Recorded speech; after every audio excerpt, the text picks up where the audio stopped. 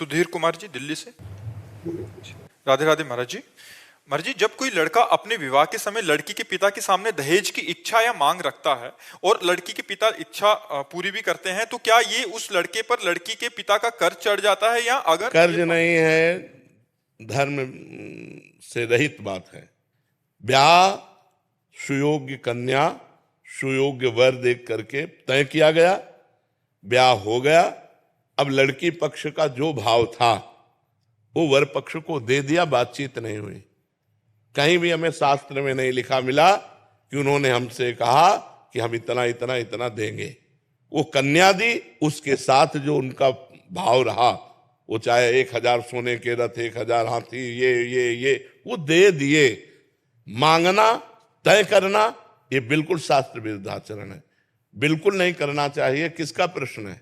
हाँ, बिल्कुल नहीं करना चाहिए। ना तो लड़के पक्ष को ये बात रखनी चाहिए, लड़के पक्ष को बात रखनी चाहिए तुम्हारी लड़की हमारे लड़के के सुयोग्य वर, ये काफी है, अब आपका जो मनावे सो दे देना, हम उसकी आकांक्षा नहीं रखते। लड़की पक्ष को चाहिए कि जैसे पुत्रों को विभाजित संपत्ति किया, ऐसे कन्या का भी हिस्सा लगा करके उसके साथ दे देना चाहिए, बिना मांगे दे देना चाहिए। मांगना ये दहेज के अंतर्गत आता। दहेज प्रथा ये हमारे संस्कारों को, हमारे धर्म को ये मिटिया मेट कर रही है। लड़की हुई, सुनते ही उसका पिता जल जाता है। लड़की हुई क्यों? क्योंकि अब दहेज देना पड़ेगा। दहेज में लोग ऐसे मांग रहे हैं कि पूछो मत। वो किसी तरह कमा खा करके जी रहा है, वो लाखों का पर्चा बना देते, तो इससे तो लोग गर्भ में लड़की पात करवा देते। अगर देखा या गर्भ हुआ, लड़की हुई, तो इन प्रकार वो नष्ट करना चाहते हैं। ये दहेज प्रथा ही तो ऐसे आचरणों को प्रेरित करती है। और तुम अपनी कमाई से नहीं तृप्त होगे, वो लड़की दे, केवल लिंग परिवर्तन से ही तुम महान हो गए क्या? वो भी तो एक शरीर आ रहा है तुम्हारे पास, और तुम भी एक शरीरधारी हो। तुम पुरुष लिंग हो, केवल इसलिए तुम महान हो गए। वो स्त्री लिंग है तो वो लघु हो गई क्या?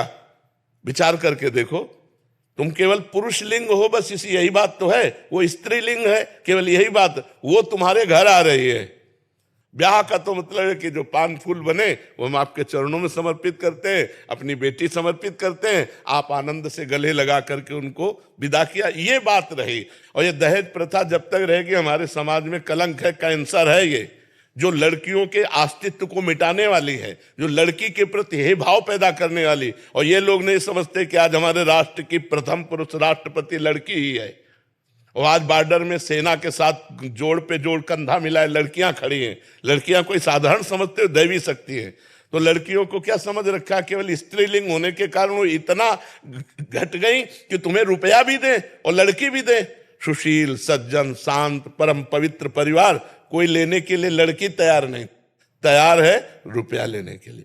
10 लाख फलदान में दीजिए, इतने परीक्षा में दीजिए, इतने ब्याह में दीजिए। किसान आदमी 10 लाख कहां से देगा? किसान आदमी को जीना मुश्किल होता है, उसकी सिंचाई, उसकी मल, बहुत कोई 100-200 बीघा का जमींदार हो तो बात अलग है। 10-10 बीघा जमीन है, उसी से पूरे परिवार का पोषण होता है। कुछ चंद रुपए बचे, वो स्कूल आदि की पढ़ाई, कपड़ा लत्ता, इसमें खर्चा होता है। अरे बड़े खर्चा गृहस्थी में होते हैं।